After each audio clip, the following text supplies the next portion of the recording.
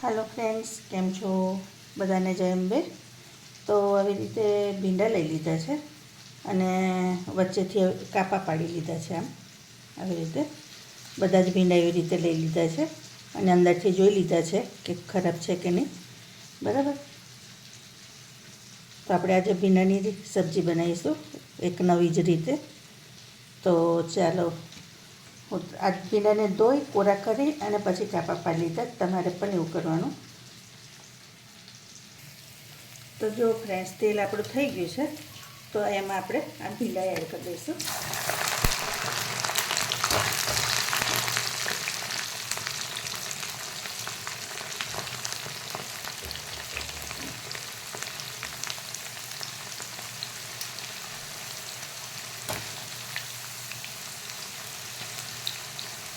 ભીંડા એકદમ સરસ શેકાઈ જવા જોઈએ।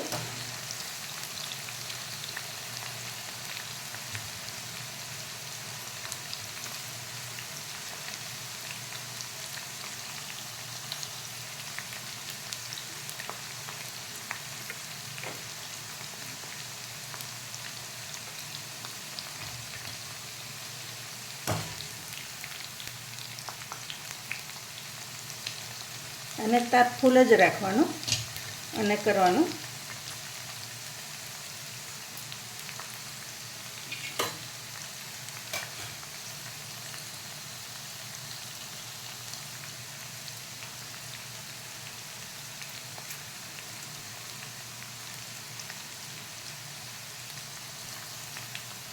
હવે ભીંડા થઈ ગયા છે, આપણે એને કાઢી લેવાના।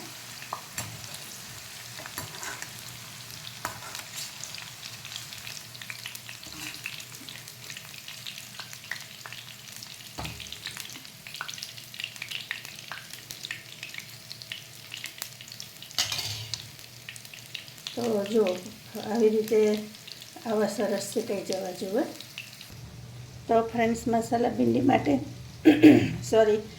દહીં લઈ લીધું છે। તો પહેલાં તો એમાં 1 ચમચી ફૂલ બેસન એડ કરવાનો, પછી કાશ્મીરી મરચું એડ કરીશું, થોડુંક તીખું મરચું એડ કરવાનું, હળદર એડ કરવાની, ધાણા જીરું એડ કરવાનું, ગરમ મસાલો એડ કરી દઈશું। હવે આ બધું આપણે દહીંના એમાં મિક્સ કરી લેવાનું। દહીં ઓછું લાગે છે તો આપણે થોડુંક એમાં પાણી એડ કરીશું।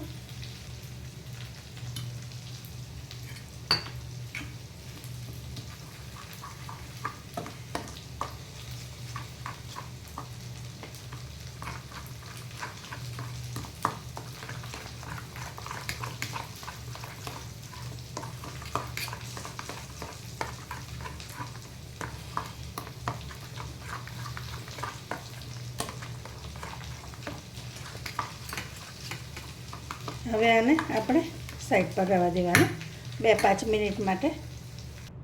હવે કેપ્સિકમ લઈશું,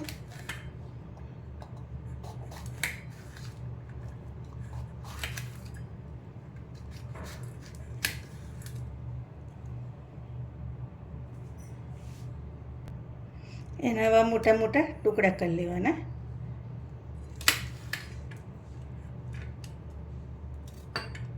જુઓ,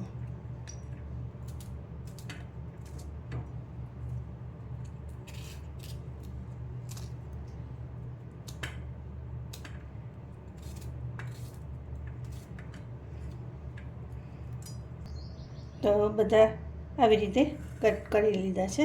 હવે તેલ મૂકી દઈએ। હવે કઢાઈમાં તેલ લઈ લઈશું,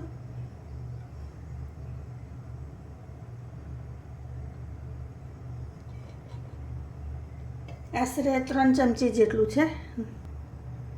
હવે તેલ થાય એટલે આપણે થોડુંક જીરું એડ કરી દઈશું,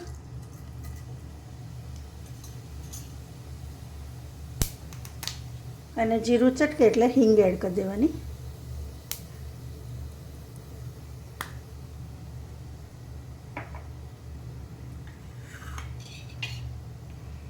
હવે આ કેપ્સિકમ એડ કરી દઈશું। આપણે કેપ્સિકમને બહુ નહીં ચડાવવાના, એટલે થોડાક થાય એટલે બીજા મસાલા એડ કરી દેવાના.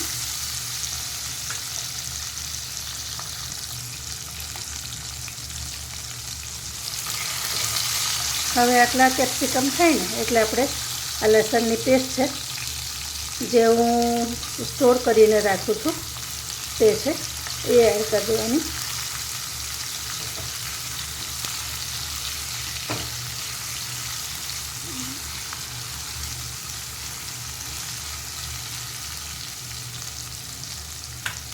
હવે આ સ્ટેજ પર આપણે છે ને ગેસને 2 મિનિટ બંધ કરી દેવાનો.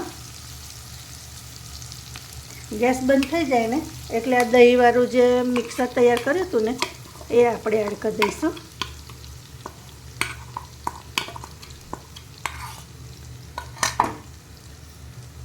અને આપણે એને મિક્સ કરી દેવાનું.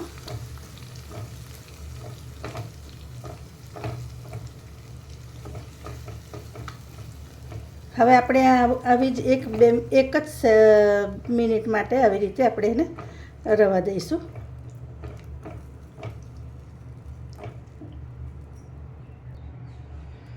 હવે આપણે ગેસ ચાલુ કરી દઈશું.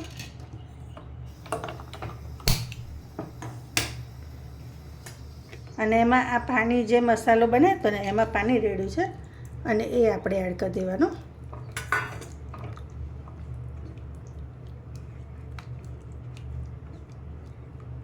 હવે આ ગ્રેવીને આપણે 2 મિનિટ માટે ઉકળવા દેવાની. હવે જોડે ખાંડ પણ એડ કરી દઈશું. ખાંડ ઓપ્શનલ છે.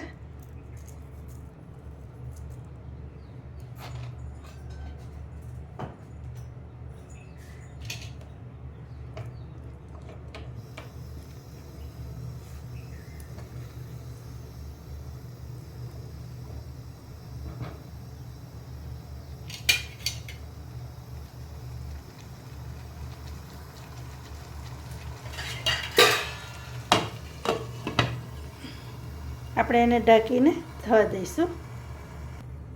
તમે આ નવી સ્ટાઇલથી ભીંડી બનાવજો કે બહુ સરસ લાગશે. જો આપણી ગ્રેવી થવાઈ છે.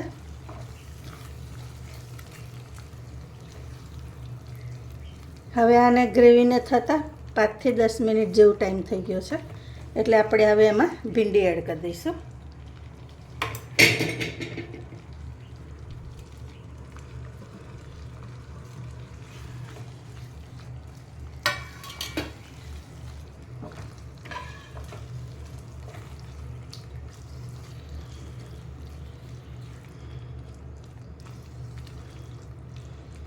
હવે ભીંડી સાથે આપણે 2 મિનિટ એને રવા દઈશું એટલે મસાલા બધા ભીંડામાં એડ થઈ જાય, અંદર જતા રહે.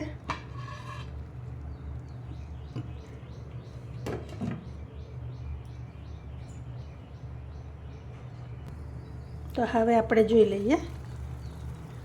તો જો તમે જોઈ શકો છો જો કેવી સરસ કલર આવે છે. ટેસ્ટ પણ એટલું જ સરસ લાગે છે. તમે એકવાર ચોક્કસથી આ રેસીપી ટ્રાય કરજો.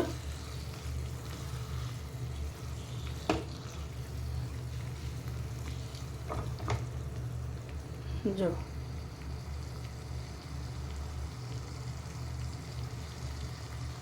છે ને, તો હવે ગેસ આપણે બંધ કરી દેવાનો.